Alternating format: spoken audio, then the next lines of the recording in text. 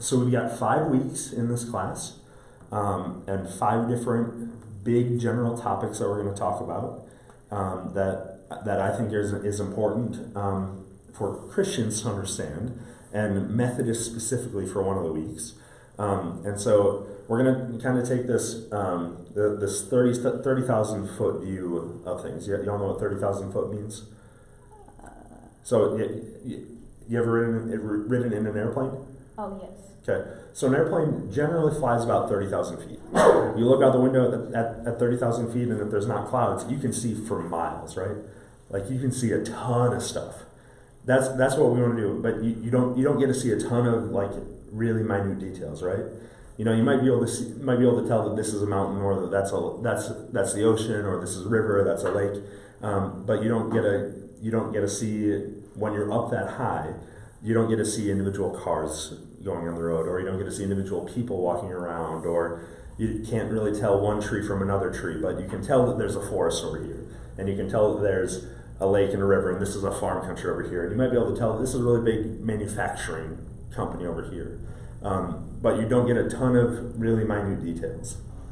So we're trying to set up this idea of this is what Christianity as a big picture looks like. And we can dig into some of those things, some of those minute details, some of those, in some of these topics. But we're really trying to just take a big, broad look at things. And so today we're going to talk about the 10 Commandments. You all know what the 10 Commandments are? Yeah. Heard about them before? Good. Then next week we're going to talk about this piece of the church called the Creed. And a creed is just it's a statement of belief. And so we get the word creed from a Latin word credo, I believe. And so a creed is just a belief statement. And so we're going to look at a very specific one called the Apostles' Creed next week. And then the week after that, we're going to talk about things specific to Methodism. And so things that, you're talking about grace right now in your Sunday school class. Grace is one of the defining characteristics or theological characteristics about Methodism. And how grace moves, and how we believe that God moves in grace and does these things for Methodism, and so or does these things for Christians, and how Methodists understand that. And so we're going to take a look at Methodism in that 3rd week. In the 4th week, I'm gone on a vacation, and so Pastor Jim is going to teach on the Lord's Prayer, and then I'm excited to watch the video of that because I'm really excited. And then the final week is the last weekend in May, and we're going to be teaching on the sacraments. And in the Methodist Church, we have 2 sacraments. You guys know what those are? Okay. One of them, Emily hasn't experienced. The other one, you both experienced as a child, as an infant. You have a clue what that one might be? Baptism. Baptism's one. The second one, here we celebrate every single week. Are y'all on a first of the month? First of the month, yeah. At your guys' church, you do this especially on the first of every month, the first Sunday of every month. You know what that is? Communion? Communion, right. So we've got 2 sacraments in the Methodist Church specifically, and Protestants as a whole kind of have 2 sacraments, and that's baptism and communion.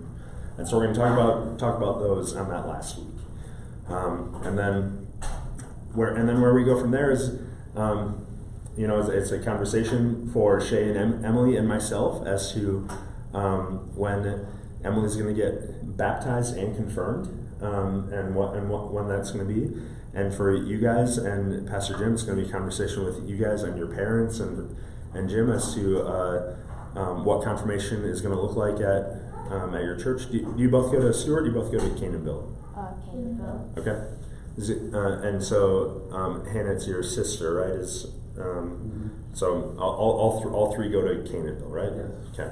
So it's going to be a conversation of you guys as to when you get confirmed at Canonville, and what that looks like, and but at the end of this, and then if Jim wants to have any other discussions with you, he's free to do that. Like Emily and I will have another discussion about membership if she wants to join in membership at that time, and that's up to her and her mom, and it's up to if that's an option, I don't know, but if that's an option, that's up to you guys and your parents and Jim, and so for us, that's going to be a conversation about spiritual gifts and where God is already gifting Emily, and where God might be calling her and using her here, and what membership means here, and so so that's just kind of the overview of where we're going.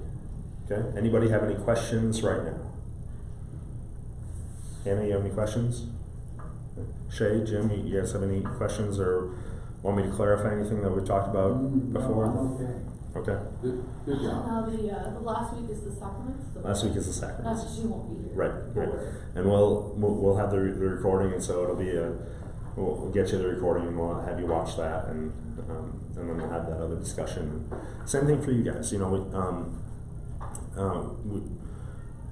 It's a conviction of mine that we try to hold people out in the church a lot, and sometimes it's through things like this of classes, and so you have to be at every class, or you can't be confirmed, or you can't be a member. But we should be trying harder as leaders in the church to make these things easier.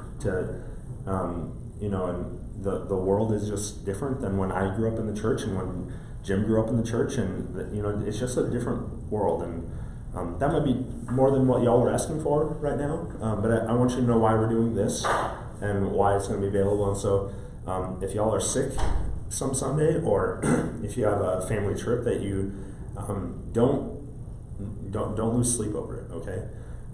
We get it. It's important, and I want you to be here as much as you can to ask questions, and get a good understanding of what we're talking about. But if you can't avoid it, I don't want you to lose sleep over it. I don't want you to get an ulcer. I don't want you to stress out. I don't want you to freak out about it. Okay, we'll have the video. I want it to be available to y'all for that. Okay, does that make sense? Okay, all right. So, 10 Commandments, week 1. What do y'all know about the 10 Commandments right now? They're like a set of rules that you should follow if you want to go to heaven. Set of rules that you should follow if you want to go to heaven. Okay. Moses was the one that wrote the mountain stone. Moses is the one that wrote a mountain stone, is that what you said? Okay. After Moses came down from the mountain, his face was glowing so bright that they had to shield it. Yeah. And they started worshiping some idol of a golden calf Yep. while he was up on that mountain. Yep. Do you remember what Moses did when he came down and found out that they He struck the calf with some kind of lightning bolt or something. he broke the calf? What did he do with the 10 Commandments? Do you remember? What? Do you remember what he did with the 10 Commandments? He threw him to the ground. He threw him to the ground and he broke him. There's a really funny clip from an old movie, and I don't have the clip to show you, but it's Moses walking down from the mountain, and it's supposed to be funny. And he's walking down. He has three tablets in his hands, and he walks down and he says, "Behold, I give you the Lord's 15," and then one of the tablets drops. And it says, "I give you the Lord's 10 commandments," because there would have been. It's a joke. It didn't actually happen that way. But you're right. So when he came down the mountain the first time and he saw that the people had created a golden calf, he was angry. He was really, really mad. And so he broke the tablets, and we'll talk about what that means. And then he broke the calf. You remember what he did to the calf then?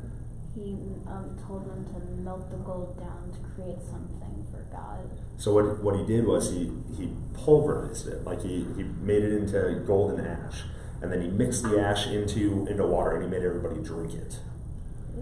Yeah, it's pretty disgusting. So let's talk about the story.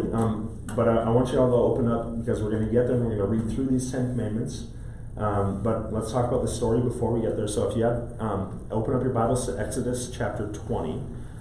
If you don't know where that is, that's okay. There's a table of contents. Emily, I want you to do this yourself. There's a table of contents in the first few pages of the Bible. And The first book is Genesis. The second book is Exodus. And so if you're at the top, you're going to see potentially Genesis hanging out at the top of the. It's okay. Don't get stressed out. It's okay. You know, I'm trying to be. It's okay. So the story goes, or the story is that after the Exodus, and the Exodus was this event in Egypt where Moses came and he. So there's Exodus, and I'll find chapter 20 in there.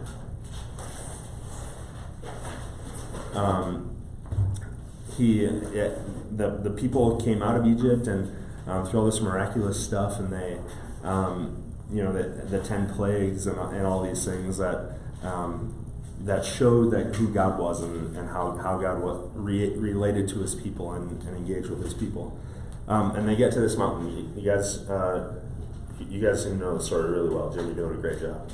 Do you remember the name of the mountain? Starts with an S. Goes S-I-N. Sinai. Yep. You can pronounce it Sinai, you can pronounce it Sinai, it doesn't really matter. We all know what you're talking about. So they get to this mountain, and God says, Moses, come up and talk to me. I've got things to tell you, I've got things to show you. And so Moses goes up onto the mountain, and he interacts with God, and he starts talking to God, and God says, these are the general rules for how I want my people to live. You as a leader need to understand this. I need you to get this. Moses is up on the mountain for a long time, and you guys, again, details. Just because I like details. Do you guys remember how long Moses was on the mountain? A couple of days into that. He was up there for a few more than a couple of days. He was up there. It's measured in days, and it's this number of days it's an important number of days in the Bible. We see this number a lot. 10 days and 10 nights. More than 10 even. So this is the same number of days that Jesus was in the wilderness being tempted by the devil. It's the same. We just learned about that. Yeah. A little less than 50. So 50 is the number of days from Easter through when the Holy Spirit comes. So 50 is another important number. More than 15. 45. Jesus is just a little less than 45. We're gonna get there real quick. 40. 40 days. So Moses was on the mountain for 40 days, and we're actually told that Moses didn't eat or drink anything. No food, no water. While Moses was on the mountain, God provided everything that Moses needed. So just being in the presence of God was enough. Moses didn't need any water, he didn't need any food. You guys know how long you're supposed to last without water? Yeah. 3 days. You're supposed to be so dehydrated after 3 days without drinking any water that you lose consciousness, that you lose the ability to think correctly. Moses was up there for 40 days without any water. Now, and this is past the time when you're be able to healthily handle without food. I know people who go on 40-day fasts from food, and they live that, but that's a pretty extreme thing. I mean, you can live without food for 40 days, but your body starts to shut down and really say, I need food again after 30, 35 days, right around a month period. So Moses is up there, and he's in the presence of God for 40 days and 40 nights without food, without water, without any of this stuff. And just being in the presence of God is enough. And so God comes to Moses and says, this is the way that I want my people to live. I've called you out. I've brought you out of Egypt. I've made you my own. And this is life now. And so he gives all these rules for worship, rules for what it means to be in covenant. And you ever heard Pastor Jim talk about covenant? Not really. Okay. Emily, have you ever paid attention when I've talked about covenant? Okay. It's okay. I still love you. It's okay. You want some water, Emily? Okay. Emily's way outside of her comfort zone for being here, and I'm just making it worse by calling on her. She'll be happy for a minute. I have something coming for her, so she'll be bright and bubbly here in about 2 minutes. Awesome. So a covenant is this idea of a promise. It's for us today. The legal word that we might use today is a contract. You guys know what a contract is? Yeah. And probably the better understanding of covenant, especially if it's taught on, is marriage. You guys, have you ever heard of the covenant of marriage? You ever heard that language used?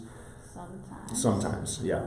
So a covenant is basically just a promise that one party's going to do this, one party's going to do this, and if both parties live up to their agreement, then these are the benefits that'll happen, and if one party breaks it, these are the punishments that are going to happen. And so, a covenant is this contract or this contract idea, but with God, or before God, or that God's a part of.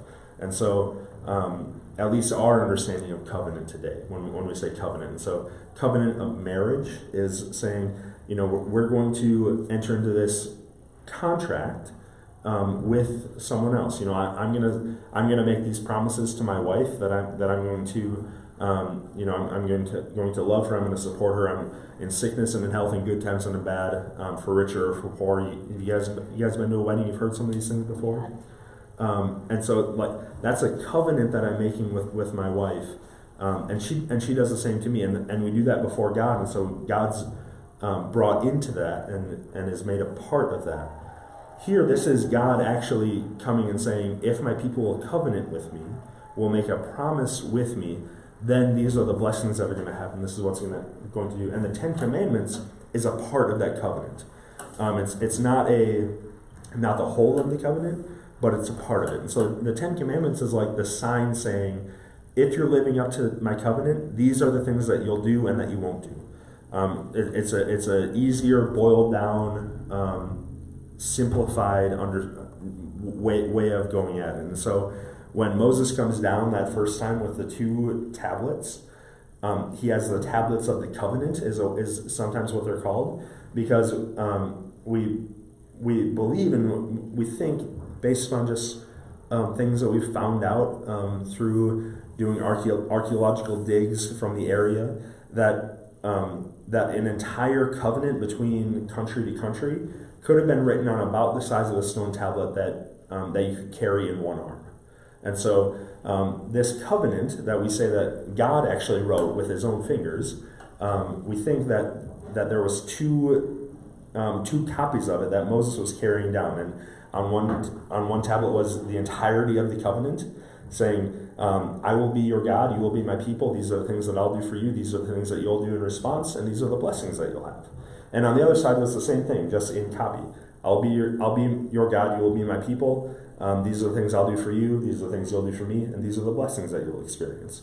And so Moses was bringing those down, and he comes down and he sees the people worshiping something else, which in just a second we're going to see just how offensive that would be to Moses.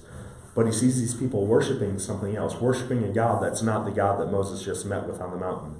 And so Moses smashes these stone tablets on the ground.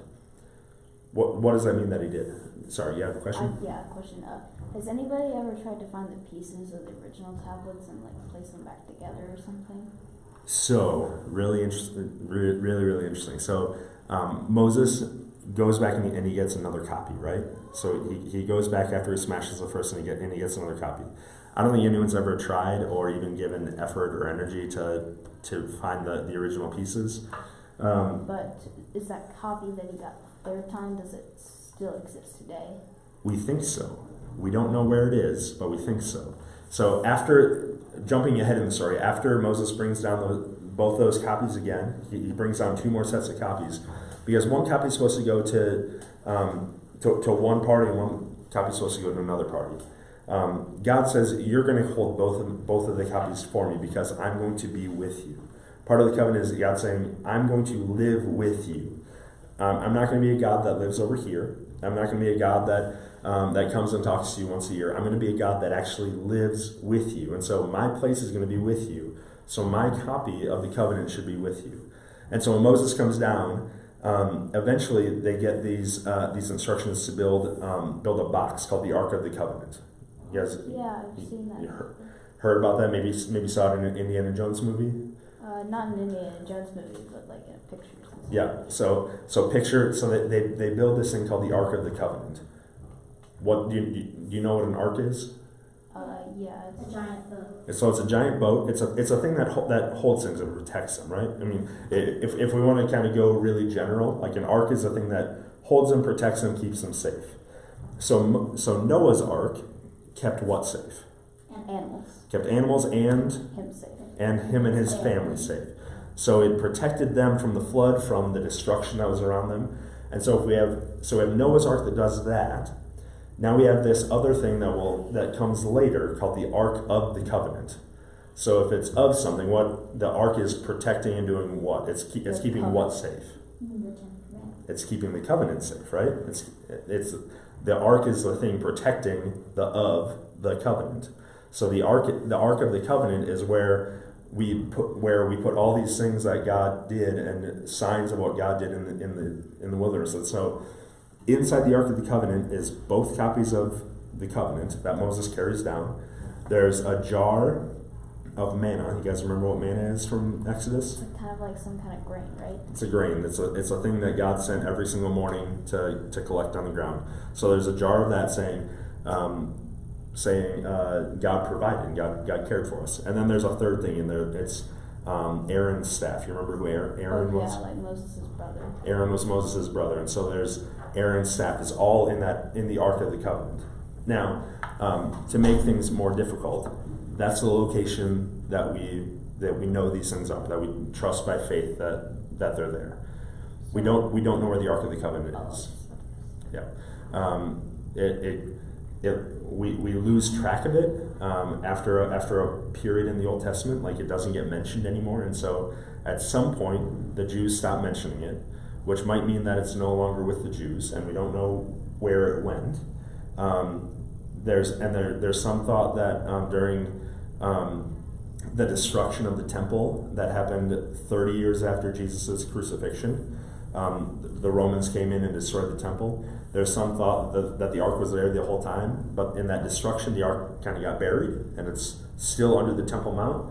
And there's other theories that are wild and crazy, and one of my favorites is that there's a character, a queen actually, that visits David that visits David and her son Solomon eventually. Oh yeah, I read about that. She's from Ethiopia. Her country at the time is called Sheba, and so she's referred to as the Queen of Sheba. And it's shortly after that, in the Old Testament, that we stop hearing about the Ark of the Covenant. And so there's some thought that this Queen of Sheba took the Ark of the Covenant to a replica of the temple in Ethiopia. And why would she do that? Why would they even let her? To protect it, to keep it safe. I mean, so Israel is at this crossroads, and it's always getting overrun. People are always coming in and having battles and destructions, and so to protect it, and if it's true that she took it, it would have been a prophecy or an instruction from God that send it with her, let her keep it, let her use it for worship there. You're right. It has some theological problems to it. Okay, has some difficulties to it. But if it's true that she took it, there's a temple in Ethiopia that claims to have the Ark of the Covenant. And what's crazier, there's only one person that's allowed inside the temple at any time. They're a priest, and they're allowed to. They're the only person allowed in the temple, and they have to replace this priest every 13 months because after 13 months, every single priest goes blind and dies. Is that true? Absolutely, look it up tonight. Well, I mean, if you're interested in conspiracy theories and crazy ideas, look it up tonight. But there's a set period of time that the priest that's appointed there goes blind and dies, and they have to appoint another priest there. And there's only one priest at a time that's appointed to this church, that's put at this church, and so there's a lot of people, myself included, that thinks that the Ark of the Covenant is at this church.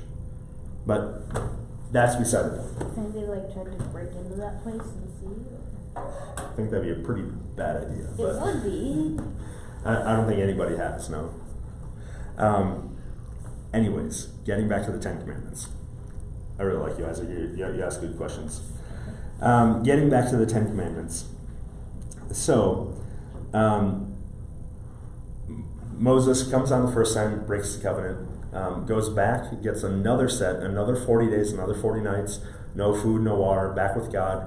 God writes out the covenant again. So Moses comes down this second time, and he, and then he comes down and he speaks to them these 10 commandments. And I want to read them together. We've got 21 verses here, and there are 6 of us. If everyone's okay reading a few verses, let's all read 3 to 4 verses at a time. Isaac, why don't you start reading at verse 1 and read through verse 3. So read Read verses 1, 2, and 3. Okay. Okay? And God spoke these words: I am the Lord your God who brought you out of Egypt, out of the land of slavery. You shall have no other gods before me. Okay. Hannah, do you want to read verses 4, 5, and 6? You shall not make for yourself an idol in the form of anything in heaven, above or on earth, beneath or in the waters below. You shall not bow down to them or worship them, for I am the God. For I am the Lord your God. I am a jealous God, punishing the children for the sin of the fathers to the third and fourth generation of those who hate me, but showing love to 1,000 generations of those who love me and keep my commandments. Jim, do you want to read verses 7 through 11? Sure. You shall not take the name of the Lord your God in vain, for the Lord will not hold him guiltless who takes his name in vain. Remember the Sabbath day to keep it holy. 6 days you shall labor and do all your work, but the 7th day is a Sabbath to the Lord your God. In it you shall not do any work, you or your son or your daughter or your manservant or your maidservant or your cattle or the sojourner who is within your gates. For in 6 days the Lord made heaven and earth, the sea, and all that is in them, and rested the 7th day. Therefore the Lord blessed the Sabbath day and hallowed it. Shay, will you want to read verses 12, 13, and 14? Mm-hmm. Honor your father and your mother, that your days may be long in the land which the Lord your God gives you. You shall not kill, you shall not commit adultery, you shall not steal. Okay. Emily, you want to read verses 16 and 17? I got a quick Hold on, I question. just got a question. I was wondering, if it says rest on the Sabbath day, but honor your father and mother, what if your mother and father tell you to do chores on the Sabbath day? We'll talk about that. Hold on to that thought. My mom does that. Hold on to that. We're not gonna get into a fight with your parents, but hold on to that. We'll talk about it. All right, Emily, will you read verses 16 and 17? Okay. I'll read 16 through the end of our little grouping here. So you shall not give false testimony against your neighbor. You shall not covet your neighbor's house. You shall not covet your neighbor's wife, nor his manservant, or his maidservant, his ox, or his donkey, or anything that belongs to your neighbor. And then this is kind of cool. So this is now the reaction. So we've got through the 10 commandments, and then these last few verses are the reaction. Now when the people saw the thunder and lightning and heard the trumpet and saw the mountain in smoke, they trembled with fear. They stayed at a distance and said to Moses, "Speak to us yourself and we will listen, but do not have God speak to us or we will die." Moses said to the people, "Do not be afraid. God has come to test you so that the fear of God will be with you to keep you from sinning." The people remained at a distance, however, while Moses approached the thick darkness where God was. All right. So, in brief, your question, Isaac, about rest on the Sabbath, but if your parents tell you to work. The thing that I would push back on you is is a question for you of how much rest you get other places. So for here, contextually, and contextually means just looking at the context and the culture around these things, the Jews, and even today, either of you live on a farm, your parents have farms? Okay. So even today, sometimes farmers don't have a 5-day work week. Like they don't work Monday through Friday. And here in a what's called an agrarian society or a farmer-based society, it was expected to just work all the time that you got. It was expected to just work and to give these things. And so for God to say, work 6 days, rest 1, is saying there's something significant about this day that I'm going to ask you to rest. So it was a specific theological thing saying you're going to rest, you're going to relax, you're going to take some time off. But it was also a very practical thing of saying you don't need to work all the time. You don't need to be putting your nose to the grindstone all the time. So what I'm going to say to you, there are ways that you can honor the Sabbath, there are ways that you can rest and honor your parents at the same time. First and foremost, I want to encourage you to listen to your parents, to honor your parents, and to do what they say. Chores is not necessarily a work thing. Even Jews on the Sabbath still had chores that were done. Now they limited those things and they did them less, and it became a very legalistic and a very, very negative experience for a lot of Jews.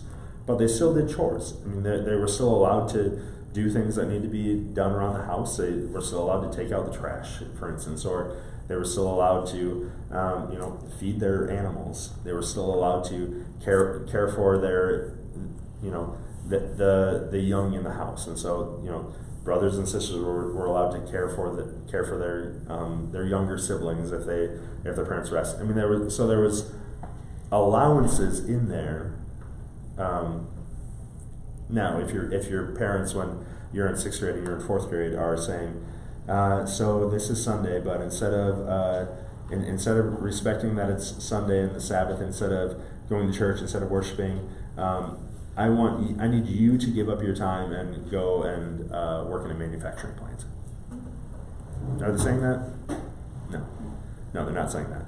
They're asking you to help around the house. They're asking you to make your bed. They're asking you to help clean, right? I mean, I'm just assuming that these types of things, right? I mean, these are welcome and allowed. And the bigger picture here with the 10 Commandments is not about what we do. The bigger picture here is it tells us things about who God is and what God is like. That's the bigger thing with these 10 Commandments, is saying, God's saying, as my people, these are things that I'm not going to do, God says. And so because I'm not going to do them, I don't want you to do them either. And we're going to set ourselves apart from the world around us by not doing these things.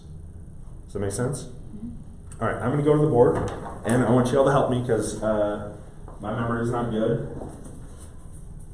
I'm probably going to regret erasing these, but it's fine. All right. There are 3 things that I want to talk about with each of our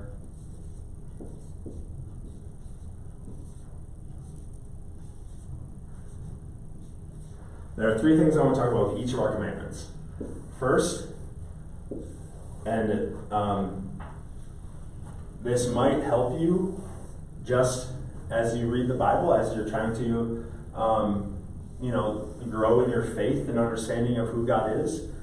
This might help you, this type of framework, just learn how to read the Bible better, learn how to engage with tough questions better and these difficult things better. And so the first question I want to ask is, what does it say? Like, what is it? What's the Bible say? The second thing I want to ask is, what does it say about God? And it might say it directly in the text, or it might be something I wish to fight with a little bit. And the last thing I want to ask is, what does it say about us? Okay? So what is just the wording in the Bible? And so we're going to go through that 1 through 10, and then I want to ask the question, what does this say about God? Because again, these words are not necessarily they're not just rules to follow. They are rules to follow, but deeper than that, they're teachings and saying this should show us the character of who God is. And then after we answer that question, what does that mean for us? Like what do these things mean for us? And so help me out. What's our first commandment? Don't worship idols. Close. It's verse 2. What's verse 2? I am the Lord your God who brought you out of Egypt, out of the land of slavery. So it's verse 3. You shall have no other gods before me. Okay? No other gods. What's our second commandment? Hold on, I have a question. Yeah. If it says no other gods, what about those other religions that don't have the same God as us? Does that mean their way is wrong? Or? So the story, what we have as Christians, and what we believe, and one of the big things about our faith is that we think that that the God that presents Himself in the Bible is the only God, and so yes, we say that that Allah, the God that Muslims follow is not God.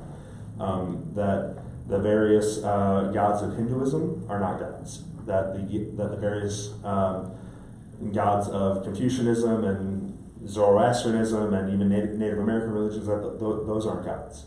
That this is God, and that not that this is a God, this is God. Does that make sense? Does that answer your question? So does that doom them, really?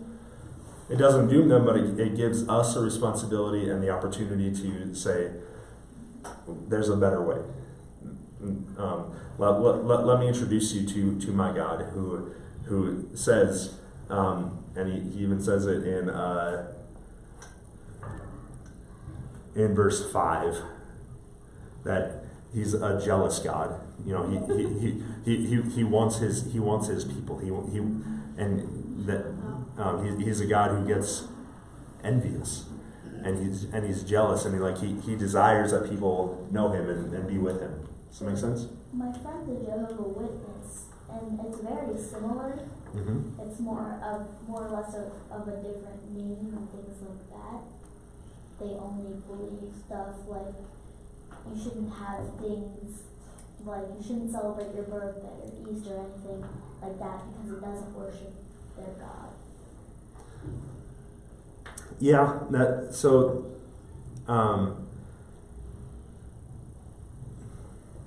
how do I be so I'm going to say this as kindly as I can. In my experience with Jehovah's Witnesses, they're worshiping a different God than the God that I see in the Bible. They're not bad people, but it is a different religion than Christianity. It has different tenets, has different faiths. It teaches things contrary to what I read in the Bible. Now it doesn't mean don't be friends with them, but part of what we're trying to do here in these next 5 weeks is give you some good basic framework and groundwork to say, this is what I believe, and I'm going to hold to that. I'm going to stick fast to that, and then be able to have conversations and love your friend and engage with them and to be with them. But for me, Jehovah's Witnesses are not Christians. What about Jews? Technically, we just altered what they said. Right. So Judaism is really interesting. But as we get into the New Testament, we see Jesus speaking about him being the way to the Father. So faith through Jesus being the way to the Father. And so, Jews. I still firmly believe that Jews outside of Jesus could go to heaven. Absolutely. But they have to do it on the terms and the grounds of the Old Testament. And which is it's a hard path to trod. It's a hard way to go. I mean, so they're worshiping the same God, but they're looking for a Messiah to come in the future that we say came 2,000 years ago. Does that make sense? They don't believe that Jesus already came. They didn't believe that was Jesus. But they think that he will come in the future. Instead of us thinking that he could come in the future, because it says in the Bible, he will come and take us all up into heaven without dying. Yep. But they believe that will happen. They didn't believe that he already came on. Yeah, so believe the Jews are still looking for their Messiah. And we say that the Messiah has already come. And we do say that the Messiah is coming again. And so, the question is, and this is a thing that only God can answer, and maybe someone smarter than me can answer, I don't know. But when Jesus comes again, will Jews around the world now then see Jesus and say, this is our Messiah? And then will that open the door for them? But for, I think the challenge for us, especially, with people that we're close to, both relationally and in beliefs, so Jews are very close to us in beliefs, is being able to say, you're so close. It's not like going to someone who thinks that this TV is a god and saying, well, of course this TV is not a god. Watch me destroy it. Like, if it was a god, I couldn't destroy it, but I could easily destroy this TV in about 25 different ways before the pizza gets here. Okay? Like, that's clearly not a god, and I can prove that really easily. But so like that would be a very different religion than Why would what we anybody have. think a TV's a god? It's a great question.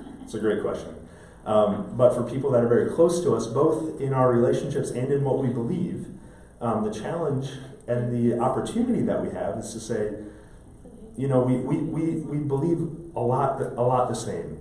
Here's where I'm different, and here's why I think that what I believe is more true. Does that make sense? Okay. Can I add Absolutely. here? Always.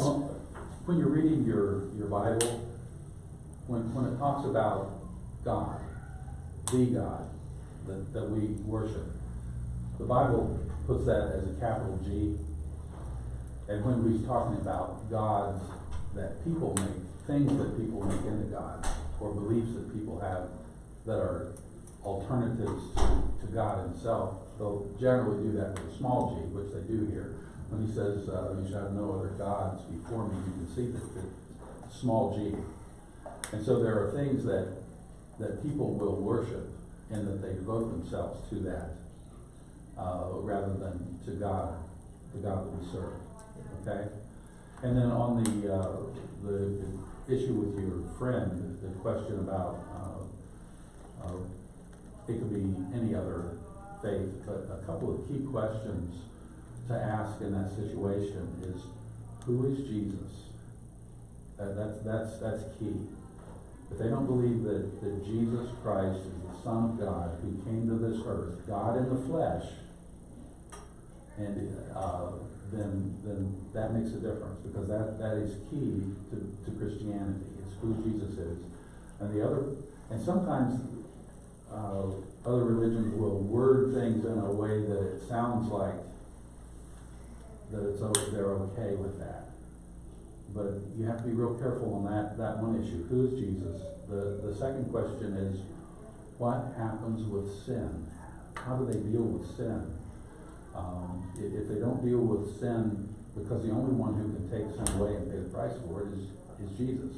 I'm actually pretty sure she does believe in Jesus, and that Jesus is Jehovah's son. I think that's what she believes. I have asked her once, because we normally, like, sometimes I'll ask her a question, and she'll say the answer, and I'll be like, oh, that's similar to what we believe, or, oh, no, we believe this. And sometimes we just sit there and do stuff like that. And she actually told me she can trust me with these things that she tells me about her religion. She said that I think it was her uncle, they don't talk to anymore because he's not a Jehovah's Witness, and they shun him now, and they don't talk to him. So I just thought like that is different. Yeah. This is probably something that we could take up another time, not take up your It's okay. class time. No, it's fine. But yeah, they're good questions. They're really good questions. I want to answer them as we can. But yeah, you're right. It's a lot more looking at the trees in the forest instead of looking at the forest. Does that make sense? Okay. All right. What's our second commandment? You shall not make yourself an image in the form of anything in the heaven above or on earth beneath or in the waters below. Okay. I'm writing idols because that's just kind of that might be another word. Yep. Okay. What's number 3? You shall not. Oh, wait, so you shall not bow down to them or worship them, for the Lord your God. Okay. So that's still that idols one. Number 3 starts in verse 7. You shall not misuse the name of the Lord your God. Okay. Verse number 4, I think it starts in verse 8. Remember the Sabbath day by keeping it holy. Okay. What about commandment 5? Honor your father and mother so that you may live long in the land the Lord your God is giving you. Okay. Number 6. You shall not murder. What? You shall not murder. Oh, man. Okay. Number You 7. shall not commit adultery.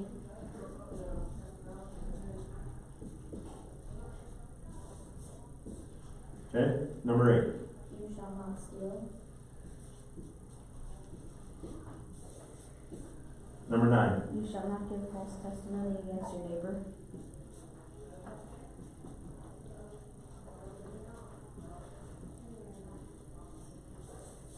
And number 10. You shall not covet your neighbor's house. You shall not covet your neighbor's wife or his manservant or his maidservant or his ox. Okay. Or donkey or anything. You guys know do you guys understand all these? You know what covet means? Yeah, like you're jealous, right? Jealous, envious, right? You want, like, oh man, it's a great Bible you got here. I really want that Bible. Oh, I can't live without that Bible. You know, it's that type of envy. What's it? I said like envy. Like envy, yeah. But kind of the more than that. Like it's not just like a oh man. It's Or like it'd envy. be really cool like if I had that one day. It's like I want that and I need it. It's the only thing that I can focus on. I can't think of anything else. And not just I'm going to go out and buy it. It's I need yours. Like I could go to McDonald's and buy a McCafe, but that wouldn't be good enough because you have that McCafe and I want that one right there. You get it? Like it's, I completely got it's envy is like this idea of I want something and I have the ability to go get it. Coveting is I want yours. I want yours because you have it and I don't want you to have it. So it's okay to be like, oh, I want that, I'm gonna go out and buy it, but not saying I want yours. I want to be careful there, like because it's always okay to want something to like Yeah. you know it's okay to want a game or a movie or an Xbox or sorry, it's been a long time since I've been in 4th and 6th grade, so like I'm not sure what 4th and 6th graders want right now. What is Israel like? But like it's okay to want things, but coveting is saying I want what you have and I want you to not have it anymore because I have it. So being bad because you know what they have, so they won't have it. So coveting is saying Isaac, I really like your Bible. This is mine now, and I've coveted it so that this is my Bible. Isaac doesn't have it anymore because I have it. I have this one. This is what I want. Like you had the best of it. There was only one of them, and I had it.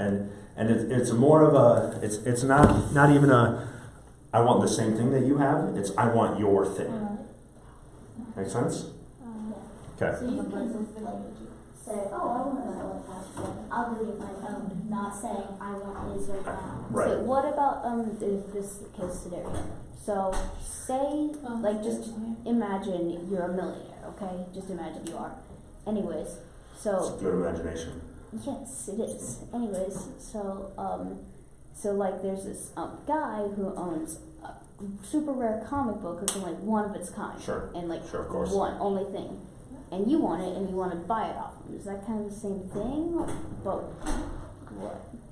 I mean, not necessarily. I mean, that's talk. That's kind of getting into like just a trade of goods and services, which is kind of outside of what God's talking about here. It's like taking it from them. Yeah. So coveting has more to do with the other person not having it anymore, as much as it is about you having the thing.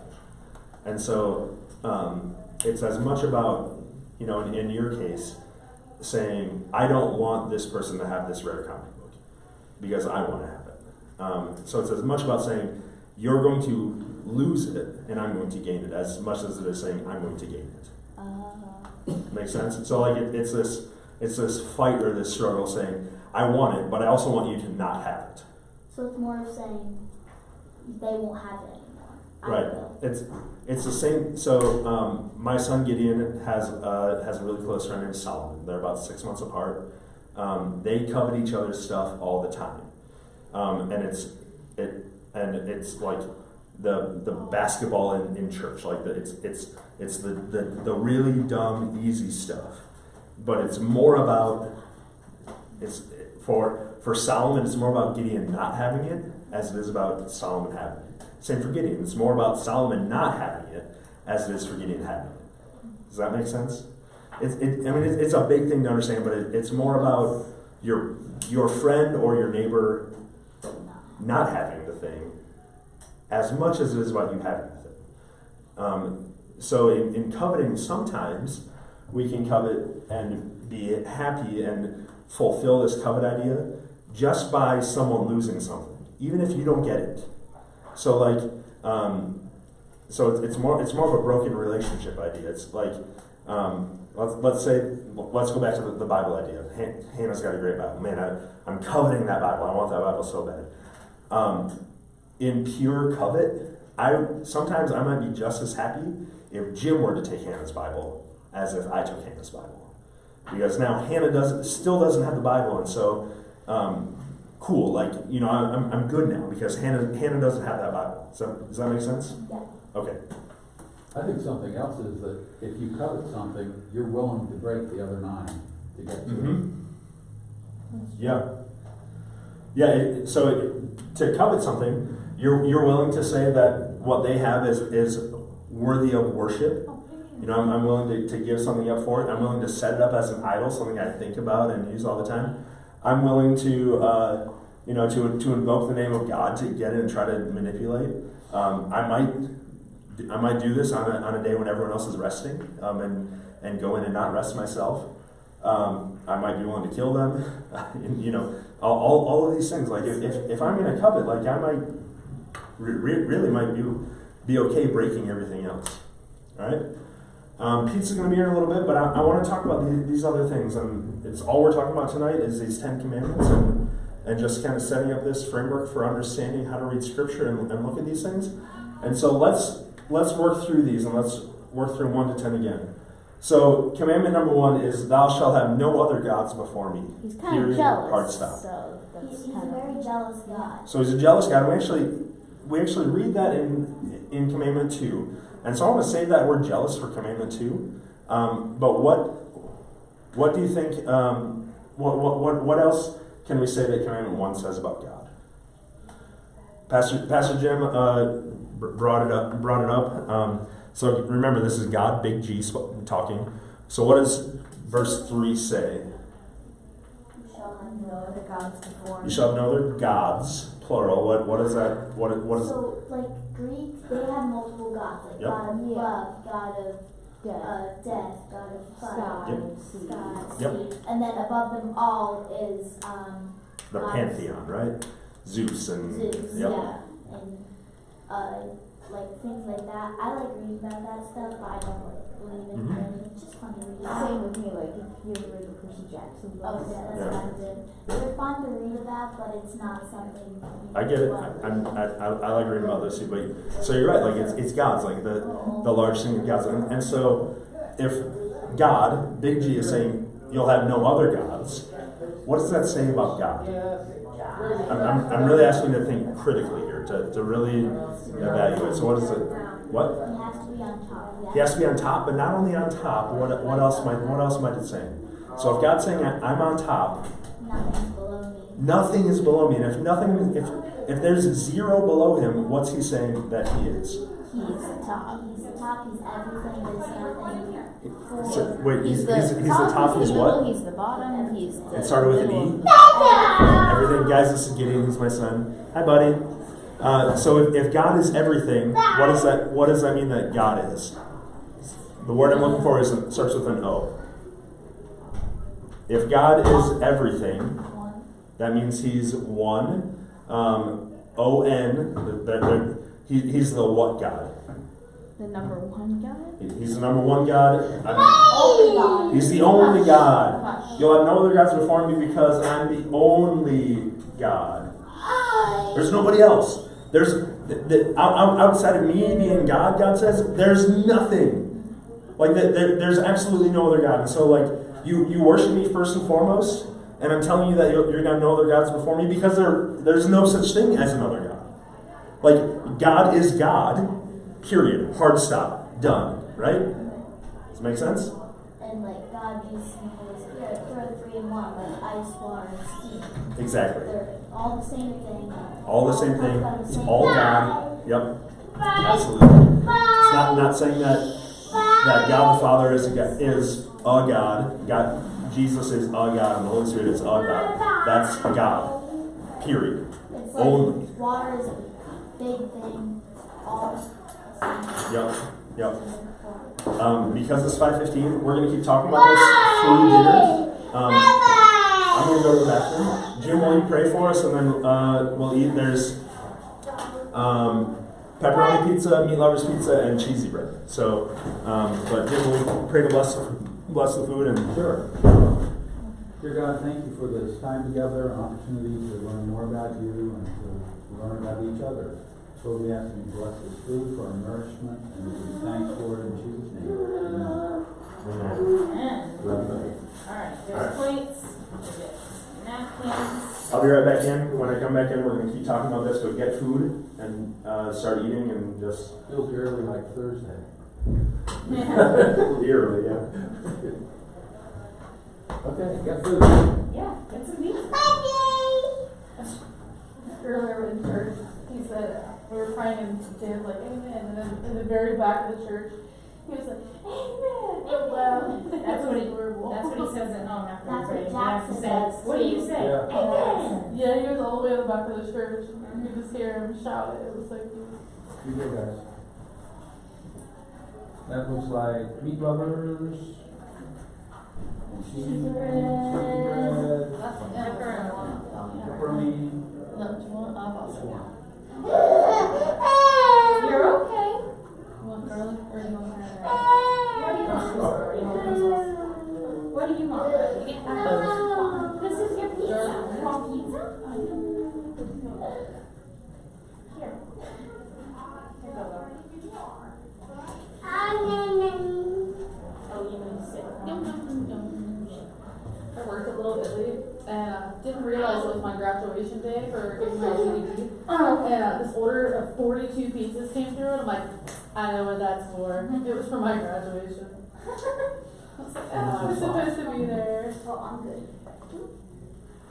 Yeah, when I moved down here, it was the first thing I wanted to do was I wanted to get my GED.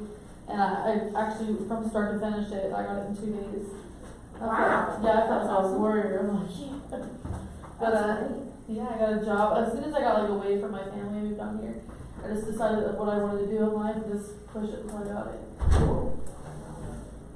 I got cheesy bread just for you. She loves it.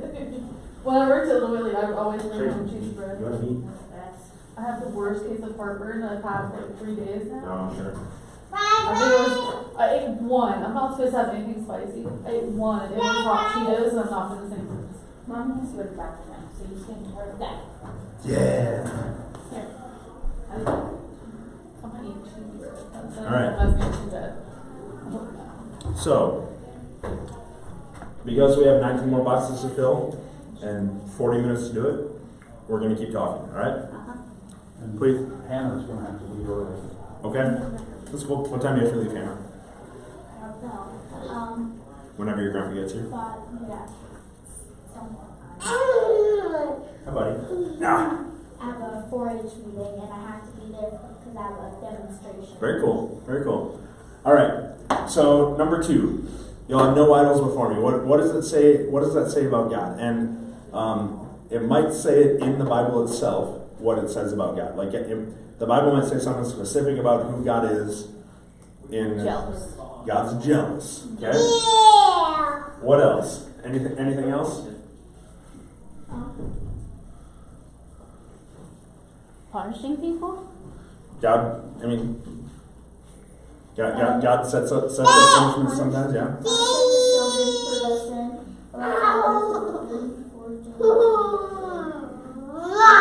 Thanks, buddy. So, not just punishing, but doing what? Say it again, Hannah. You shall not bow down.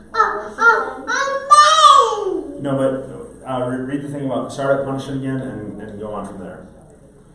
I'm a jealous God punishing people for the sin of their fathers, or to the 3rd or 4th generation of those who did. So not only is God a jealous God, but God is a God who has consequences for sins, right? For breaking the covenant. At its base, this idea of sin is this idea of breaking the covenants, doing what the sin is. And so God's jealous, God punishes for sin, okay? Let's keep moving on. What is commandment 3? You also shall not take the name of the Lord your God in vain, right? What do some of the other translations say? Here, shall not hold anyone against you who misuses his name. Okay. What does yours say, Isaac? You shall not misuse the name of the Lord your God, for the Lord will not hold anyone guiltless who misuses his name. Okay. Emily, does yours say anything different? We are in verse 7.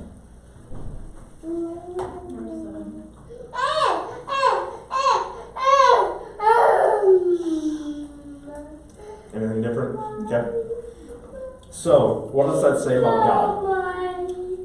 You won't misuse my name. What do you think that means? You shouldn't punish anybody who misuses his name. Yeah, like, Okay. would you want anybody misusing your name? So, Isaac, if I were to misuse your name, what would that mean? What do you think that would be? Disrespect. You don't like him. Disrespect? Don't like him? What do you think that would look like? Like, what do you think that would look like if I were to misuse your name, like in a practical sense? Instead of like saying, oh my, you would be like, oh my, Isaac. Maybe. So have you guys ever done this? Have you ever gotten permission from one of your parents and gone to the other parent and said, Mom, Dad said that I could do this? You ever done that? Have you ever gone to your mom and said, Dad said I could do this, and Dad really didn't say that you could do that?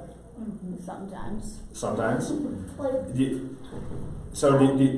That's sometimes, which I've done, is this idea of misusing their name. Like, you're getting something by saying, this person in authority has said that I could do this, when really I can't. And so, and that takes all sorts of terms and things and spins on it, but that'd be dishonoring your mom and dad. that would be dishonoring your mom and dad. Hey Chuck, come on, eat. Chuck, you want a piece of pizza? No, thank you. Okay, you're lost. We have to get Hannah to a 4-H meeting. All right, great. Well, Next week they should be here full time. perfect. Hannah, I'm glad that you were here. I'll get the rest of this recorded, and I'll get it to Pastor Jim and have him get it to you and your sister to watch this. And You want to take more pizza? There's a lot here. They have food after. Okay, you want to take some candy or whatever? All right. See you later. See you, Chuck. See ya. So it's that idea of like having someone's authority and misusing it. And so what does that say about God? If God's saying, "Don't misuse my name," Hannah was kind of right where Hannah was kind of on the right track when she said it's like honoring your mom and dad. Your respect. Yep. Okay. Honor the Sabbath. What do we think that says about God? Take a day off. Take a day off. Chill out. Relax. And it's a pattern that we find all the way going back to Genesis, right? So in Genesis, when God created, He created in 6 days, and then on the seventh day, He did what? Took a vacation. And He blessed it, and He said, "This is good." And here God's saying, y'all do the same thing. So God's saying that, in essence, for God, that there are more important things than work.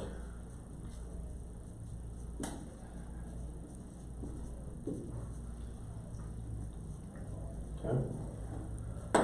Honor your mother and father. What do you think that says about Just God? respect them. Right. So respect your parents. Well, what do you think that says about who God is?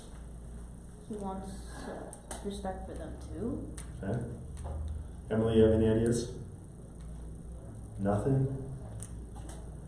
Shay, you have any ideas? I was thinking he's a loving God. He's a loving God? Jim, you have any ideas? I think God has put moms and dads in authority over their children, and we are supposed to learn to respect authority. Okay. Lauren, you have any ideas? Isaac, that's my wife Lauren, and my son Gideon that he did. This is Isaac. I figured that out. Isaac's got great questions. I think that if God wants us to honor our mom and dad, and we are created in the image of God, then it also means we should honor Him as our Heavenly Father. Okay. All the things that you said are right. I just didn't want to write any of them down.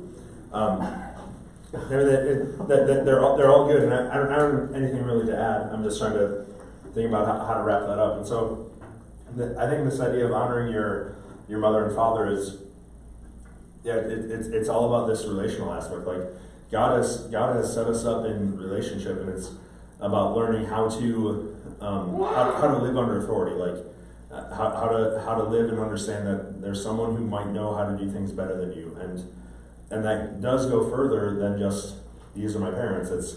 There's a God out there who probably knows things better than me, and so if I'm going to learn by respecting my parents' authority, and if I can at least understand that, then it's a small jump to saying I'm going to learn and respect God's authority and what God has for me in my life. So I think it's an issue of authority and family, and even learning how to love and how to care for each other, and I mean it's all of those things. You shall not murder. Period. What does that say about God? He doesn't want us to hurt ourselves in any way. He doesn't want us to hurt ourselves or each other in any way. Don't kill his children. What? Don't kill his children. Don't kill my children. If I'm the only God, and if I'm the only God, and I'm telling you that I've created everything, and I'm telling you that there's nothing else other than me, and I'm God, and everything else is not God, then everything else is something from me. And if you kill something from me, that means in essence you're hurting me. And so for me, I think what this says is all those things, but it talks so much about life and how significant life is, and these are good things. Thou shalt not. What about number 6? What if you accidentally do it, like if it's a bug or something? Accidents happen, and And so, getting a little bit deeper into that, there's a lot of discussion in the Bible, and even in people smarter than me and smarter than Pastor Jim, and smarter than all the adults in the room, Lauren and Shay and everybody, that talk about the intent behind this. And so, if I'm going to murder somebody, that means that I'm going to decide to kill that person, and I'm going to go out with the intent of ending their life, right? So if I wanted to murder you, I don't want to murder you. I want to be clear about that, especially since I'm recording this. I don't want to murder you. Okay. If I did, that would be me saying I'm going to choose to go out and do this, and I'm going to choose to do that. Now, accidents happen. There are things that happen, and even in places like war and battles and these things, we don't call that murder either, because that's that you're protecting your country, you're protecting your friends and your family, and that's another thing. But, a lot of people have a lot of different views on war. We're not going to talk about that, but there's a difference between murder, choosing to kill someone, and accidentally taking a life. Okay? A good example is my dad was a truck driver. Everybody, you're okay. Did you crash?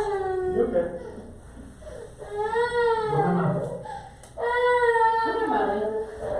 An example is my dad is a truck driver. He drove a truck for over 35 years, and he was in Gloucester, coming around a corner with the big dumpsters that you see outside McDonald's. Yeah. He had 3 of those strapped to the back of his truck. He didn't load the truck. He didn't put them on there. He didn't have anything to do with it. He just drove the truck. He went around a corner and one of the straps broke, and a big dumpster rolled off of his truck and landed on a woman's van, and it killed her instantly. He had to go through a pretty lengthy trial. It was really, really hard on our family because we knew that woman growing up. My dad actually went to grade school, middle school, high school with that woman. Wow. So we actually knew her, and he was being thrown under the bus. The family was so mad at him. They were angry with him, and it was like he murdered her, but he didn't. He was just driving. He was just doing his job. So he took her life. Yes. Absolutely. But it was not intentional. But it wasn't intentional, and so it was not murder. You get it? Murder is about a decision that you make, and that's more about your intention in your heart than about your actions. Mm-hmm. Jim, you want to add anything or? Okay. I'm good with that. Yeah. Okay. Don't commit adultery. What does that say about God? He doesn't want us cheating on other people. He doesn't what? Cheating on other people. Doesn't want us cheating on your spouse or the person that you're in a committed relationship with. So, that's what adultery means. What do you think? What does that say about who God is? I guess before we get there, let me come at this from another way. God in Jesus is called our example, like the path setter, the person that we follow. So he's the one who we're told to literally follow in his footsteps, do the things that he does. And so we're supposed to be like Jesus in every way. So taking that example from the New Testament and talking about God here, God the Father, God saying, be like me, follow me in what I do. And he's saying, first and foremost, that all of these things are things that I'm not going to do. These are things outside of my capacity. These are things outside of who I am as my character. And so, if God's saying that, and he's saying don't commit adultery, what does that say about God? He's saying that he will never do that, so we shouldn't do that. He'll never do that. He's not going to cheat on us. He's not going to throw us under the bus. He's not going to abandon us or find something better than us. God's saying he keeps covenant. He keeps covenant. Exactly. God, at the beginning of God's covenant, he says, I will be your God, you will be my people. I'm not going to leave you. Don't commit adultery because my character is to stay with you forever. And so, I think what it says about God is that we keep covenant. God keeps covenant. I think it's interesting that the Bible talks about how if believers begin to follow after the idols, other gods, God considers that to be an adulterous relationship. Mm-hmm. That's the way he would refer to that. Mhm. You're an adulterous nation. Mhm. All right, do not steal. He wouldn't do that, and he doesn't want us stealing. God's Also, saying, I'm not going to golden steal. rule. Yeah, I'm not going to steal. You shouldn't steal. But Of course, it's all God's anyway. right, God doesn't have to steal. it's true. It's true. Yeah.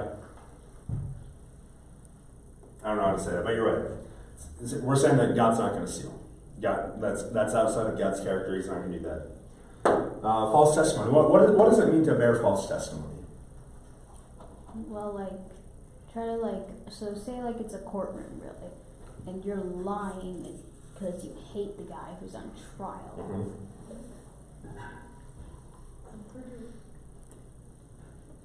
You got to the word I was looking for.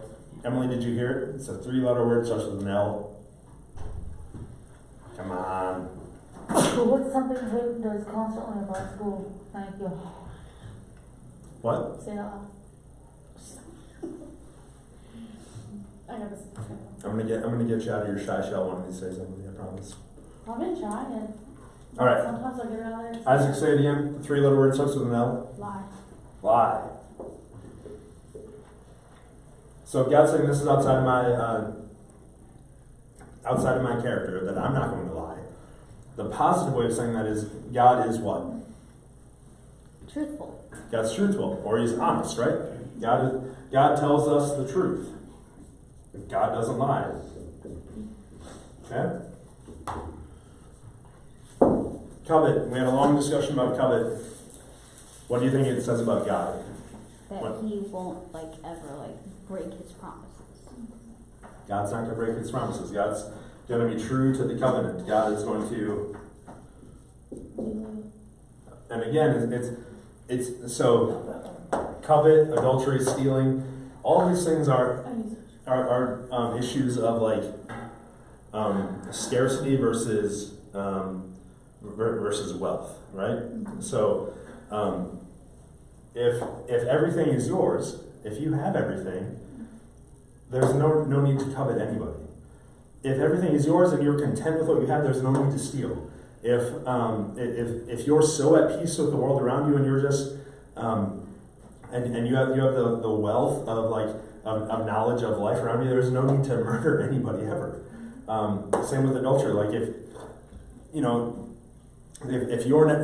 it's in your character, just never cheat, and like you're just content and you are committed to the decisions that you've made, and you're just there in yourself. You're never going to commit adultery. If and here with not lying and not bearing false testimony, a lot of this has to do with like protecting ourselves, right? Well, if I as God am God and don't have need to protect myself, I have no need to ever lie. For me, it's just living in a truthful way, in a truthful manner, and just going forward. But before we talk about this category, Jim, do you have anything you want to add, or any thoughts that came up, or? No, I added them as we went. Okay. All right. I actually have something that may cover the whole thing. Sure. What is it? He all wants us to do these things. So Awesome. I like Isaac a lot. He's going places in life. Like, I want your autograph before these 5 classes are over, because it's going to be worth money someday. Yeah. So what it says about us is that, essentially, God's saying, if y'all are going to live in covenant with me, if y'all are going to do this, like, and you follow my ways, I want you to have these types of characteristics in your life. You doing these things or not doing these things, but so that these types of characteristics are living in you. that you're in covenant and you're committed to the covenant, that you're honest, that you put life above everything else, that you understand authority and love and family, and that you know that work and like putting your nose to the grindstone isn't everything, and that all of these things. Like, I want you to have these characters in you and of you. It's not about having your gold star checklist with 10 items on it every day, where these are your 10 items, and you say, well, I didn't misuse the name of the Lord even once today. I'm gonna give myself a gold star, but yeah, I lied. So I guess I got 7 out of 10 for today. It's not about that. It's not about having your religious Sunday school checklist checked. It's about having the character of God in and of you. And we use this what does it say category as the test to say, how close am I to the character of God? I think something else to keep in mind is the way God wants us to live is actually a better way to live than doing things on our own. Choosing to break those. God only gives us this list because these are good things. Yeah. Our life will be better because of it. Very true. Very, very true. It's not like He wants to keep us from getting to do things that we would really enjoy and benefit from. No. Right. God wants everything. He's not holding us from the better thing. No. He's not He's saying don't covet, because if you follow me and live into my character, there's not going to be anything to covet. Like if you do, if these are the characters that you have, this is just going to come along. He's saying we don't lie, we don't give false testimony, because it's about life, it's about family, it's about respect, it's about living in covenant with each other. We don't steal for the same reasons. And again, if you do these things, like, your life is just going to be so content. You're not going to covet, and so you're not going to steal. Like those things are, and so you're right. This is the better thing. Like, absolutely.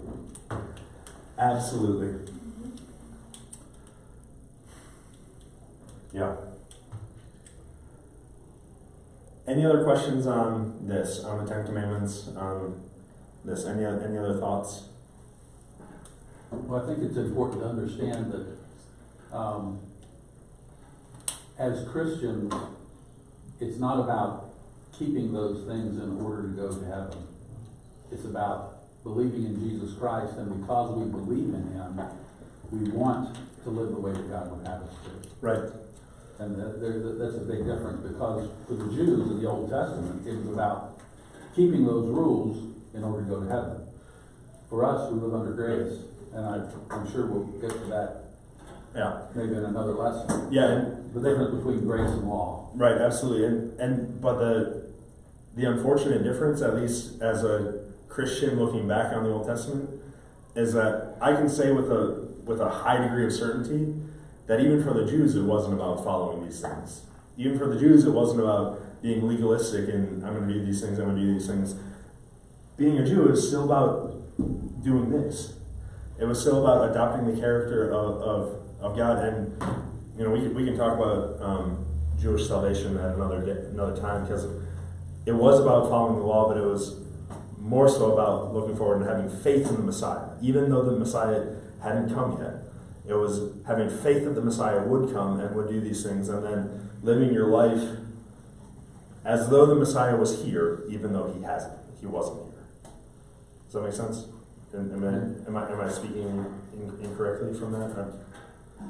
No, I mean, I teach the same thing, that salvation from the past looking forward to the Messiah, believing in the Messiah, Is came the same. to the cross also. Yeah.